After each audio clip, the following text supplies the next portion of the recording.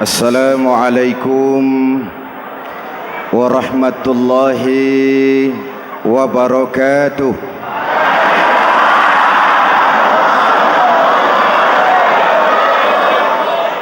Alhamdulillahi rabbil alamin.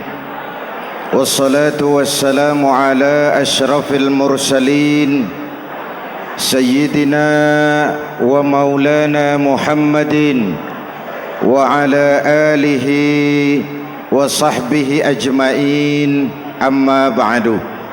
Para ulama yang saya muliakan, hadirin hadirat ma'asyiral muslimin yang saya cintai, banyak kita alami perubahan-perubahan yang terjadi,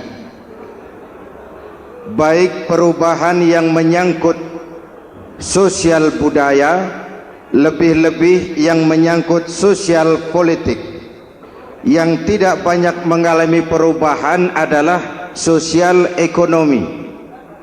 Bahkan angka kemiskinan kita naik menjadi 3/5 dari total penduduk kita hidup di bawah garis kemiskinan, dan 20% diantaranya miskin mutlak.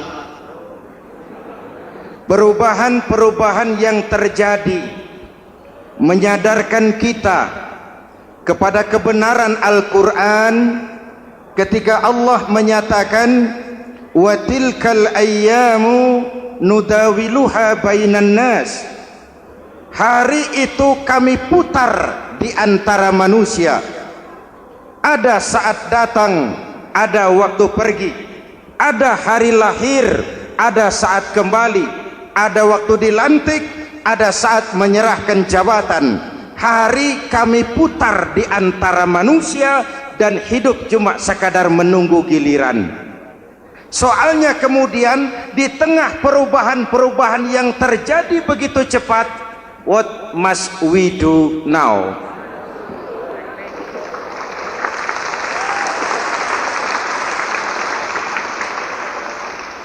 Saya juga nggak ngerti itu. Yang penting kan penampilan.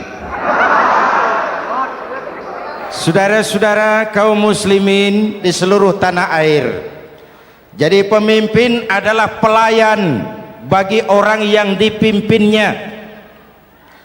Oke lah, perbaikan ekonomi, pembukaan lapangan kerja baru kita serahkan kepada pemerintah, karena kita percaya mereka orang-orang terpilih belaka yang dipilih dengan kepercayaan akan mampu membawa rakyat keluar dari kesulitan. Amin. Tugas kita sekarang di zaman susah meluruskan akidah. Jangan sampai mbah dukun yang naik ke permukaan. Betul?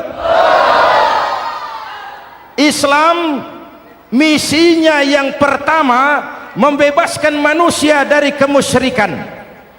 13 tahun Rasul berjuang di Mekah, menanamkan akidah, meluruskan keyakinan, membentuk iman. 13 tahun membebaskan manusia dari belenggu kemusyrikan. 13 tahun menanamkan la ilaha illallah Muhammadur Rasul dengan seluruh konsekuensinya. Kalau saya yakin tidak ada Tuhan selain Allah, saya tidak akan minta tolong kecuali hanya kepada Allah. Saya tidak akan pernah takut kecuali hanya kepada Allah. Saya tidak akan menggantungkan hidup kecuali hanya kepada Allah. Saya tidak akan minta rizki kecuali hanya kepada Allah. Saya tidak akan melarikan persoalan kecuali hanya kepada Allah. Kalau konsekuen dengan keyakinan ini, mbah dukun nggak dapat tempat.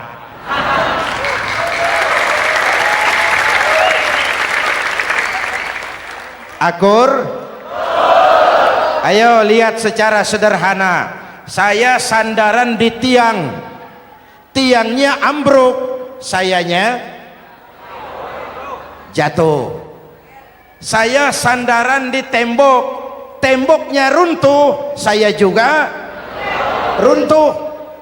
Saya sandaran kepada orang kaya, dia jatuh miskin, saya bangkrut. Saya sandaran kepada jenderal, dia pensiun, saya selesai. Tapi kalau saya sandaran hanya kepada Allah, Allah tidak akan pernah miskin, Allah tidak akan pernah lumpuh, Allah tidak akan pernah terpuruk, dan Allah tidak akan pernah berkurang kekuasaannya.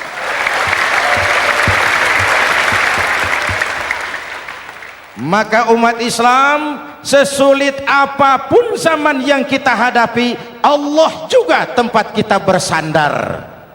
Jelas? Selama ini kita iman dalam ucapan, tapi sekuler dalam perbuatan. Di masjid ada Allah, di kantor Allah tidak ada, maka korupsi merajalela.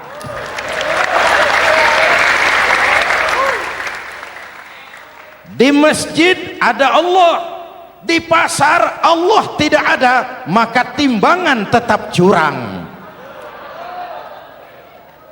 Kita iman dalam ucapan, tapi sekuler dalam perbuatan.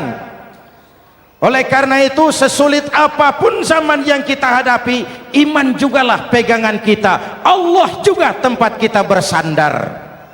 Boleh zaman berubah, akidah jangan sampai goyah. Karena iman kita hidup, untuk iman kita berjuang, dan dalam iman kita ingin kembali menghadap Allah Subhanahu. Selama ini manusia Indonesia kita lebih banyak diisi otaknya, hati sering kosong, agama dangkal, akidah rapuh, moral rendah. Memang kemudian muncul banyak orang-orang pintar, cuma sayang tidak benar. Indonesia kita bangkrut, Indonesia kita terpuruk, Indonesia kita sakit parah kalau diurus orang yang cuma pintar tapi tidak benar. Kita perlu orang-orang pintar, tapi kita lebih perlu orang benar. Jelas?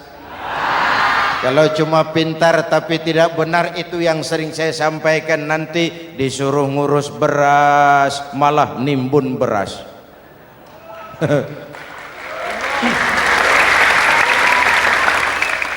Disuruh ngurus laut malah jadi bajak laut. Disuruh ngurus hutan rame-rame jadi orang hutan. Jutaan hektar hutan Indonesia kita ini merupakan kekayaan sumber daya alam kita yang harus digunakan bagi sebesar-besar kemaslahatan rakyat. Yang disuruh ngurus hukum malah bikin hukum seperti pisau, tajam ke bawah, tumpul ke atas. Jangan heran lalu di masyarakat muncul street justice, pengadilan jalanan, sebagai refleksi dari ketidakpuasan melihat sikap hukum yang sangat berpihak. Kalau yang kecil salah, hukum cepat-cepat ditegakkan.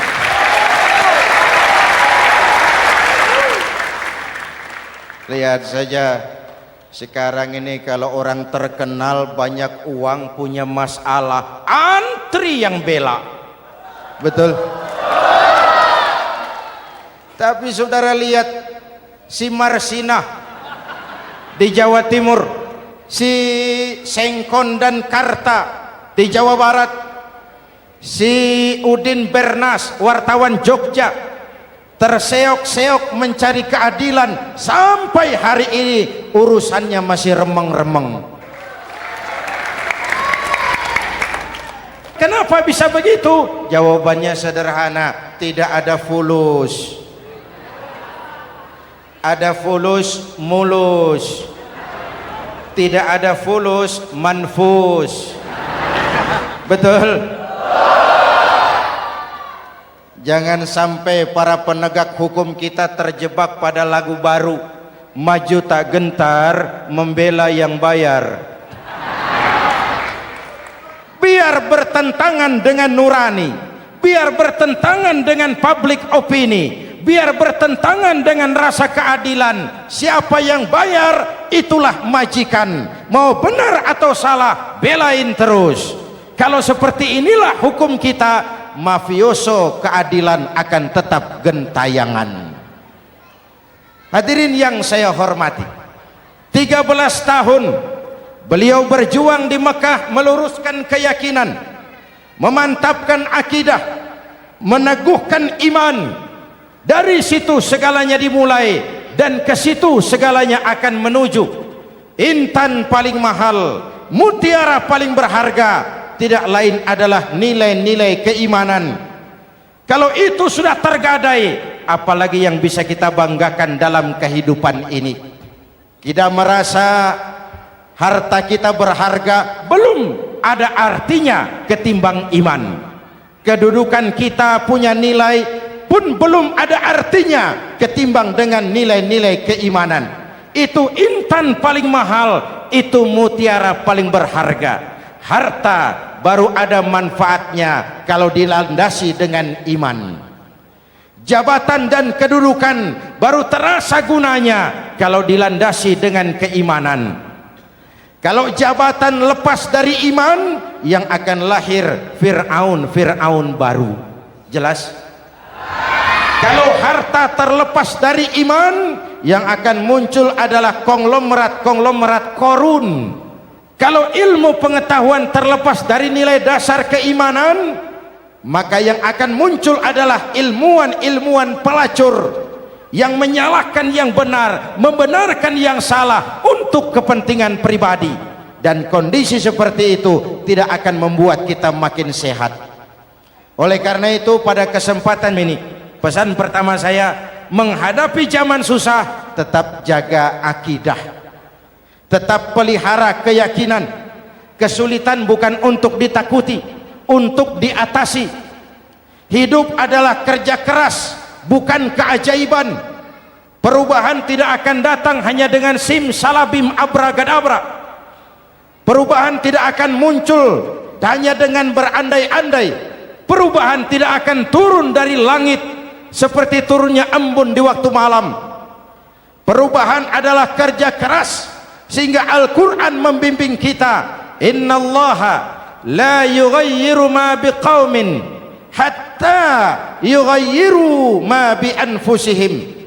Allah tidak akan mengubah keadaan suatu bangsa kalau mereka tidak mau mengubah apa yang ada di dalam diri mereka. Yang ada di dalam diri itu rule of thinking, state of mind, cara kita berpikir, cara kita memandang kehidupan, cara kita mengatasi persoalan.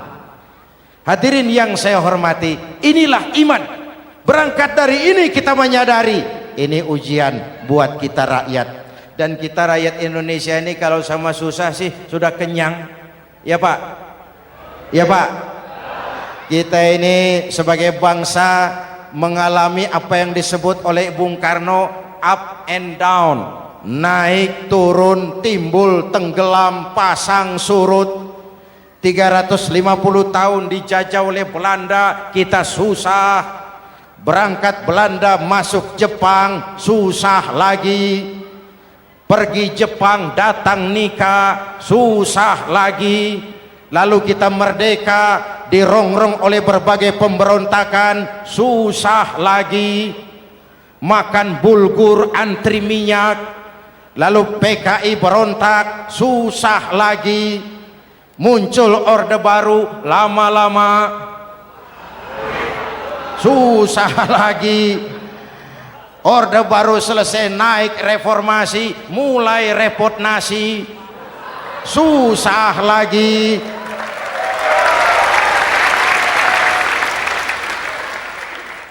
Kalau susah kita ini sudah akrab, sudah intim.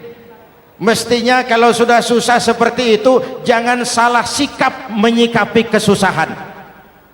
Jangan sampai kita potong kompas, ambil jalan pintas, terjebak menghalalkan segala cara. Itu tidak akan menguntungkan, itu tidak akan menyelesaikan. Kalaupun selesai, nampaknya penyelesaian sesaat, dan penyelesaian sesaat bukan penyelesaian yang sebenarnya. Karena itu tetaplah dalam koridor keimanan. Boleh zaman berubah, akidah jangan sampai goyah. Silahkan masa berganti, tapi keyakinan jangan mati. Sekali la ilaha illallah sampai tetes darah paling penghabisan, tetap la ilaha illallah. Sanggup? 3 orang. Sanggup? 21. Sanggup? Kalau sanggup kita harus konsekuen.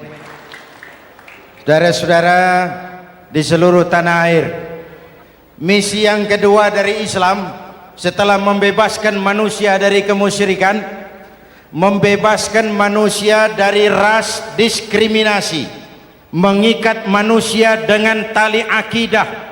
Sebelum Islam datang, manusia dibedakan oleh warna kulit, manusia dibedakan oleh faktor keturunan, manusia dibedakan oleh faktor harta dan benda. Adalah Rasul yang mengajarkan, innallaha la yanzuru ila suwarikum wala ila amwalikum walakin yanzuru ila qulubikum wa a'malikum. Allah tidak melihat potonganmu, Allah tidak melihat hartamu. Yang Allah lihat itu adalah hatimu dan amal perbuatanmu. Jauh sebelum Amerika teriak-teriak membanggakan apa yang mereka sebut sebagai Declaration of Independence, Nabi sudah mengajarkan kepada kita semua, annas kulluhum li Adam wa Adam min turab la fadla li arabiyyin ala ujamiyyin illa bittaqwa. Seluruh manusia berasal dari Adam.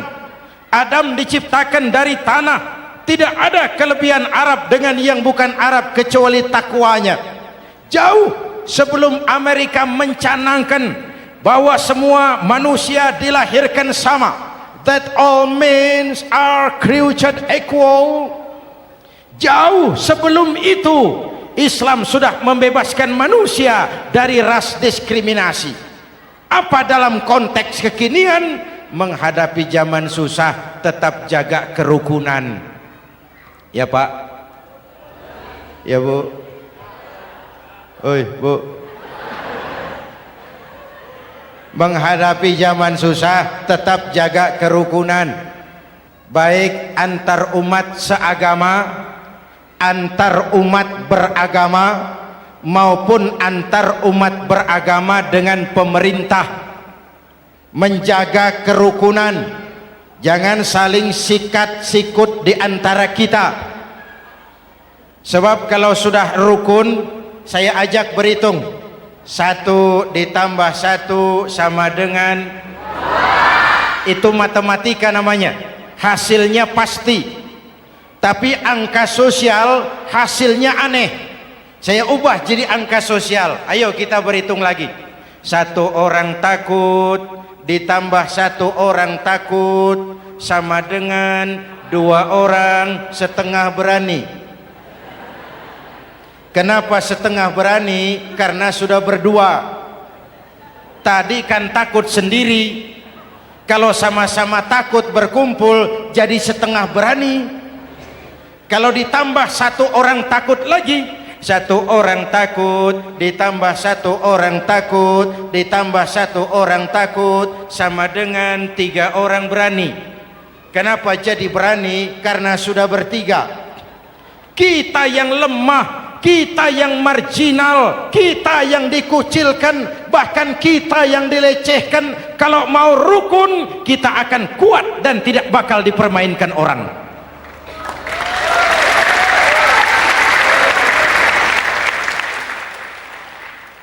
Tapi kalau rukunnya yang satu mau menikam yang lain, saya ajak berhitung lagi.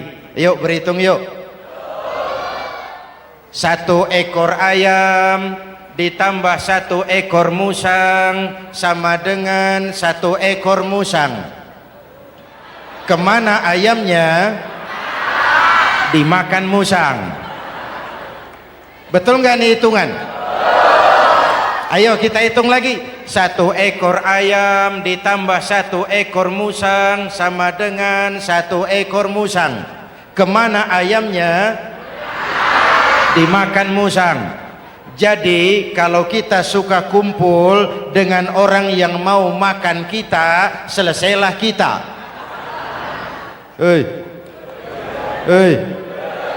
Maka kalau merasa kita ini ayam, yuk kumpul sama-sama ayam, pulang ke kandang ayam.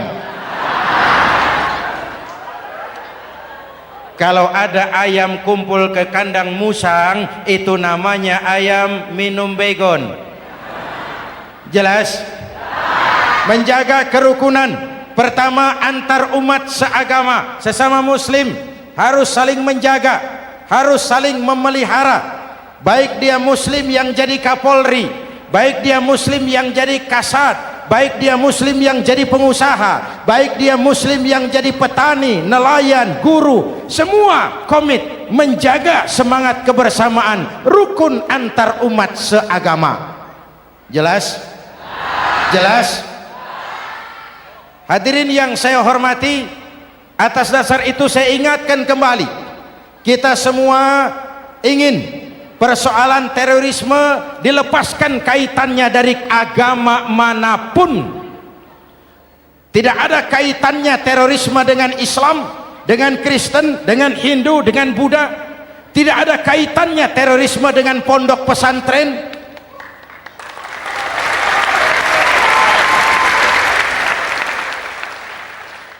Jangan sampai pesantren jadi kambing hitam. Karena sejak zaman penjajahan, pesantren sudah terbukti memberikan kontribusi bagi perjuangan memerdekakan rakyat Indonesia. Rukun antar umat seagama. Yang kedua, rukun antar umat beragama. Islam ini rahmatan lil, jangankan manusia walaupun berbeda agama, binatang saja dihormati. Ada hadis, fa iza zabahtum fa ahsinuz zibhata. Kalau kamu menyembelih hewan, sembelihlah dengan cara yang terbaik. Jangan menyembelih ayam dengan pisau tumpul. Itu namanya tidak berperi kebinatangan. Yang kecil lagi, saudara buka babul istinja, makruh buang air kecil di tanah yang berlubang. Sebab apa? Pertama, menjaga kesehatan. Siapa tahu di lubang yang saudara buang air kecil itu ada gas beracun. Kalau tidak, melindungi binatang yang ada di dalam lubang. Siapa tahu di lubang yang saudara buang air kecil itu ada semut sedang rapat membahas terorisme. Apa dosanya lalu mati dikencingi? Ini namanya rahmatan lis semut. Binatang saja dilindungi. Maka perbedaan agama tidak harus menyebabkan kita bertolak belakang. Perbedaan agama bukan alasan untuk saling bermusuhan. Apalagi kita sudah menyadari tentang kemajemukan kita, tentang kebinekaan kita, tentang keragaman kita. Rukun antar umat beragama, saling menghormati, saling menghargai, tapi tetap dalam batas lakum dinukum. Lalu rukun antar umat beragama dengan pemerintah. Hadirin yang saya hormati, yang benar kita dukung, yang salah kita perbaiki dan kita tegur menurut cara-cara yang diajarkan oleh agama kita. Dan sholat berjamaah, pendidikan bernegara yang paling bagus. Tadi kita sholat ada imam, ada makmum, betul? Makmum wajib ikut imam kalau imam benar sholatnya. Rakyat wajib ikut pemimpin kalau pemimpin benar mimpinnya. Masyarakat Islam ini loyal, masyarakat Islam ini bukan pemberontak, masyarakat Islam ini taat dan setia. Kapan? Kalau imamnya benar. Imam takbir, makmum. Imam ruku, makmum. Imam i'tidal, makmum i'tidal. Imam sujud, makmum.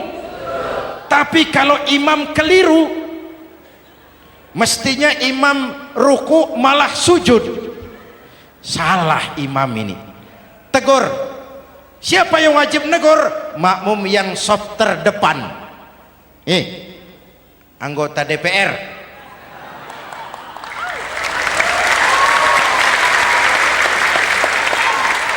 Ini wakil-wakil makmum ini, saf di depan ini. Kalau imam keliru, mereka paling tahu. Ngomong, tegur. Bagaimana negurnya? Ada aturan main.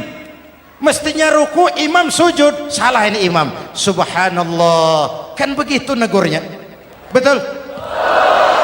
Tidak boleh juga imam keliru, makmum emosi. Main pegang, woi makmum salah, hoi. Kacau sholat. Betul? Anggota dewan ini, saf di depan. Itu kalau imam keliru. Satu saat imam buang angin. Namanya manusia bisa buang angin toh. Apa makmum lalu berkata, demi kesetiaan saya kepada imam, imam buang angin, saya lebih keras lagi. Itu namanya fanatisme buta, loyalitas yang goblok. Imam buang angin, minggir. Iyyaka na'budu wa iyyaka nasta'in. Sampai situ imam buang angin, minggir imam. Lalu saf yang di depan maju. Tidak usah bikin sholat baru, teruskan pekerjaan imam. Ihdinas siratal mustaqim. Teruskan. Kenapa? Kalau bikin sholat baru lagi, nanti buang angin lagi. Bikin lagi sholat. Kapan selesainya sholat? Kapan selesainya membangun negara ini? Yang penting imam tahu diri, buang angin, minggir.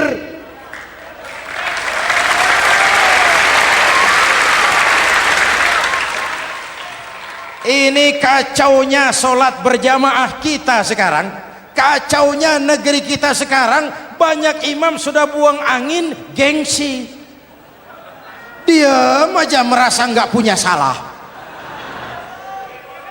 Dikasih tahu sama makmum, imam tadi buang angin ya, malah jawab sedikit. Apa kalau sedikit lalu tidak batal sholat itu? Mekanisme kehidupan sosial yang diatur lewat tuntunan sholat berjamaah, sehingga Nabi berpesan, kun imaman muta'an au ma'muman muti'an fala takun thalisan jazu'a. Kalau jadi pemimpin, jadilah pemimpin yang ditaati. Kalau jadi makmum, jadilah makmum yang mentaati. Jangan jadi golongan ketiga pemecah belah. Di depan tidak jalan, di belakang takut, ditaruh yang di tengah, di depan didorong, yang belakang ditendang. Ini namanya biang kerok. Saudara-saudara, dari uraian singkat ini saya ambil beberapa catatan pokok. Pertama, kalau ada intan paling mahal, kalau ada mutiara paling berharga dalam hidup kita, itu tidak lain adalah karena keyakinan. Hidup jadi indah, hidup jadi berharga, hidup jadi berarti kalau didasari atas sebuah keyakinan. Dan keyakinan itu tidak lain adalah nilai iman kita, akidah kita kepada Allah Subhanahu wa ta'ala. Yang kedua, tetap menjaga kerukunan. Sesulit apapun zaman yang kita hadapi, kita tetap harus menjaga semangat kebersamaan. Kita harus tetap menjadi lem perekat yang menjaga keutuhan, baik sebagai bangsa maupun sebagai umat. Perbedaan adalah wajar, harus dihormati, sebagai ciri kehidupan berdemokrasi. Tapi jangan perbedaan menjadi sebab kita bermusuhan, dan jangan perbedaan menyebabkan kita saling berpecah belah. Hormati perbedaan, jangan perbedaan dipandang sebagai permusuhan. Dengan akidah yang kuat dan kebersamaan yang kokoh, ayo kita hadapi kesulitan, kita atasi kesulitan, dan dengan kerja keras untuk menyongsong hari esok yang lebih pasti. Mari kita Fatihah, semoga Allah memelihara kita bangsa Indonesia. Ala hadhihi niyyah wa ila hadratin Nabi. Al-Fatihah.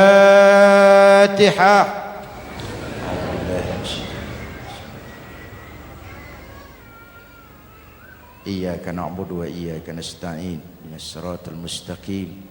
Siratal ladzina an'amta 'alaihim. Bismillahirrahmanirrahim. Amin. Alhamdulillahi rabbil alamin. Allahumma salli wa sallim wa barik ala sayyidina Muhammadin wa ala alihi wa sahbihi ajma'in. Allahumma rabbana taqabbal minna salatana wa siyamana wa qiyamana wa takhassu'ana wa ta'abbudana wa tammim taksirana ya arhamar rahimin. Allahumma aslih man fi salahihi salahul muslimin. Allahumma ahlik man fi halakihi salahul muslimin. Allahumma rabbana la tu'akhizna in nasina aw akhtana. Rabbana wa la tahmil alaina isran kama hamaltahu ala alladhina min qablina. Rabbana wa la tuhammilna ma la taqata lana bih wa'fu 'anna waghfir lana warhamna anta maulana fansurna 'alal qaumil kafirin. Allahumma ij'alna minas su'ada'il maqbulin wa la taj'alna minal ashqiya'il mardudin. Afdalu ma qultuhu ana wan nabiyyuna min qabli. La ilaha illallah.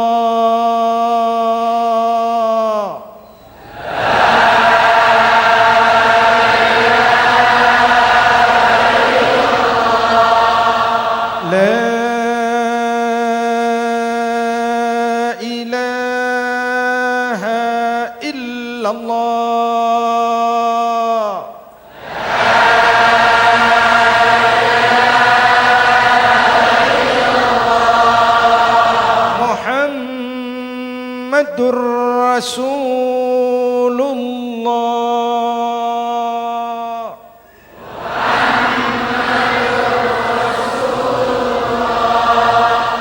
Sallallahu alaihi wa alihi wa sallam. Kalimatu haqqin 'alaiha nahya wa 'alaiha namut wa 'alaiha wa biha nub'atsu insyaallah minal aminin minal aminin minal aminin rahmatika ya arhamar rahimin.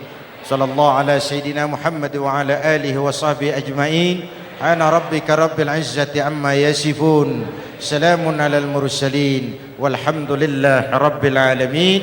Jumpa lagi di lain kesempatan insyaallah. Wassalamualaikum warahmatullahi wabarakatuh.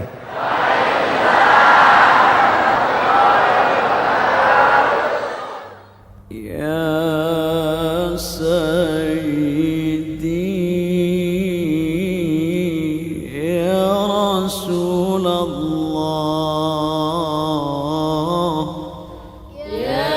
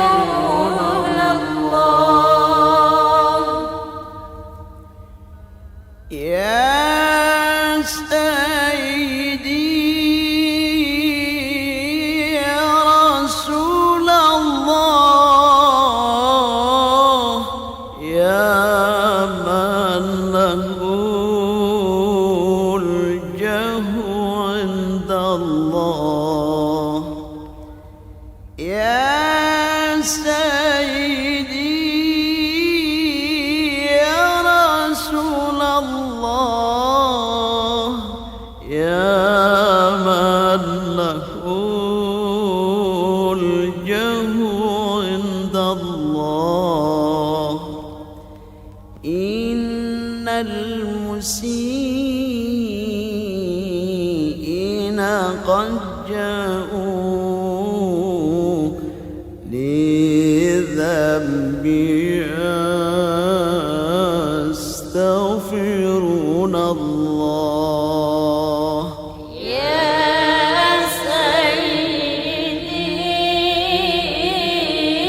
يا رسول الله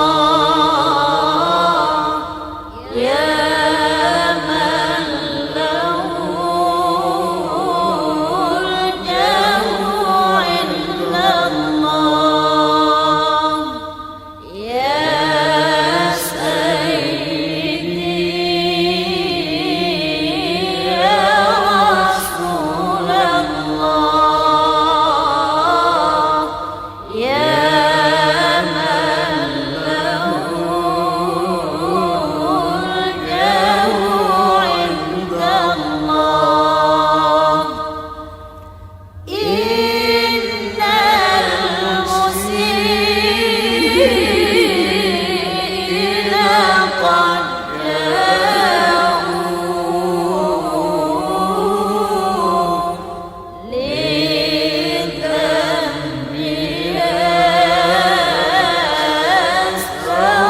يستغفرون الله نادى المهاجر صفي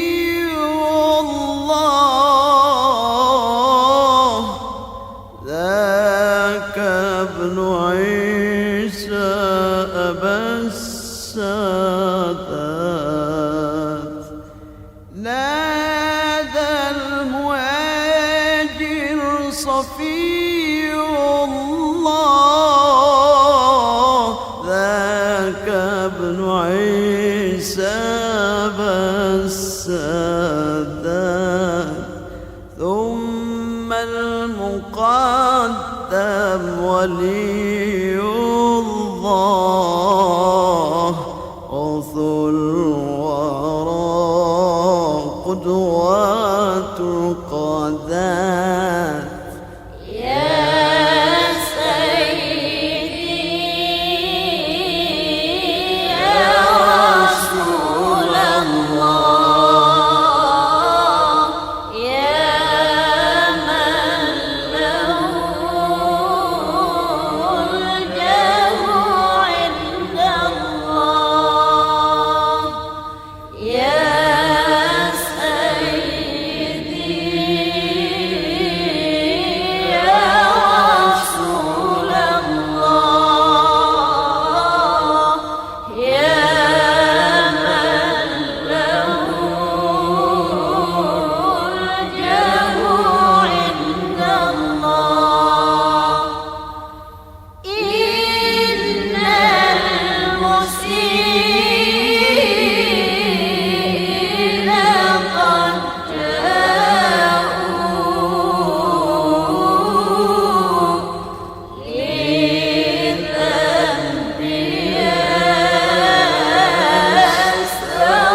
يستغفرون الله على الشافي صلاة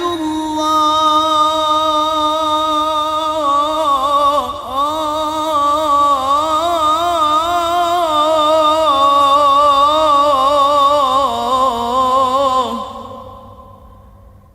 على الكافي سلام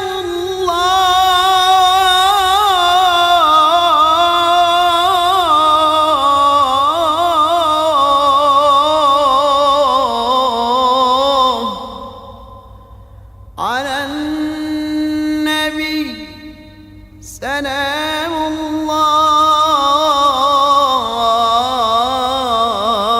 الله وصلاته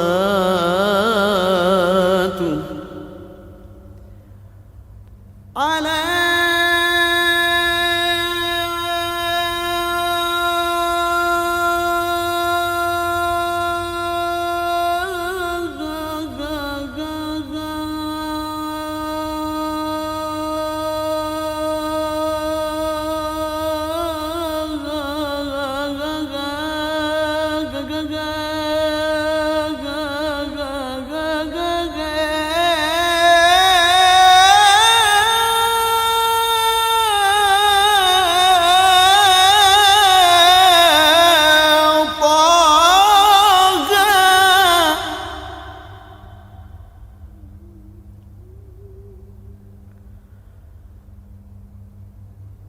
صلاة الله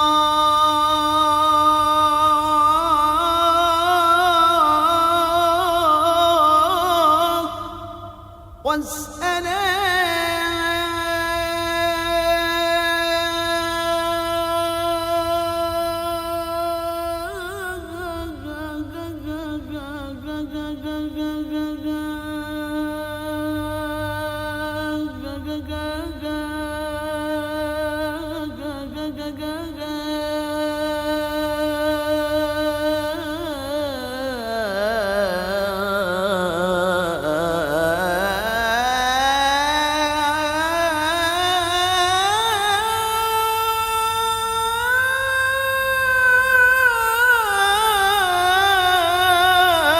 على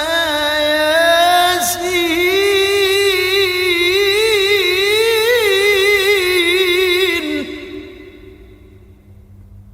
صلاة الله والسلام على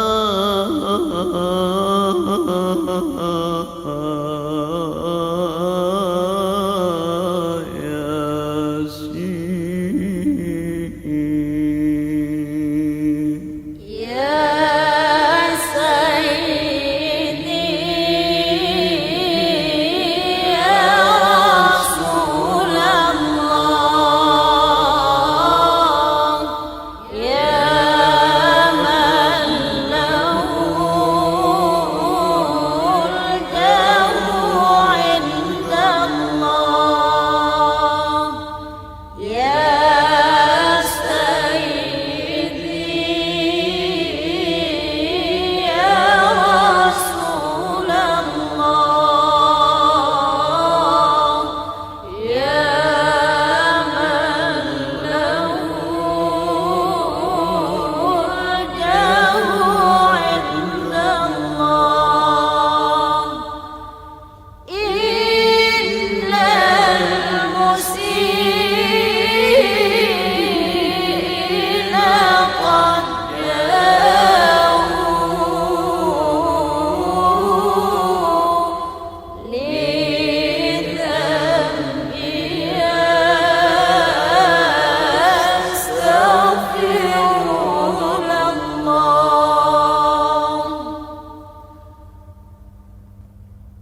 صلاة الله على طه صلاة الله على المصطفى صلاة الله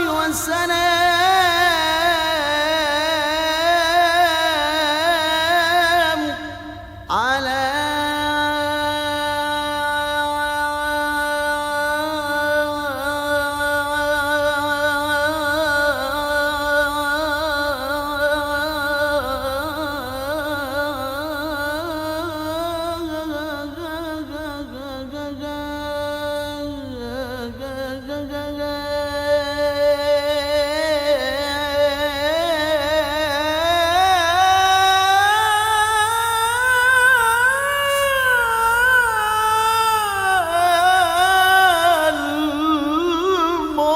المرتضى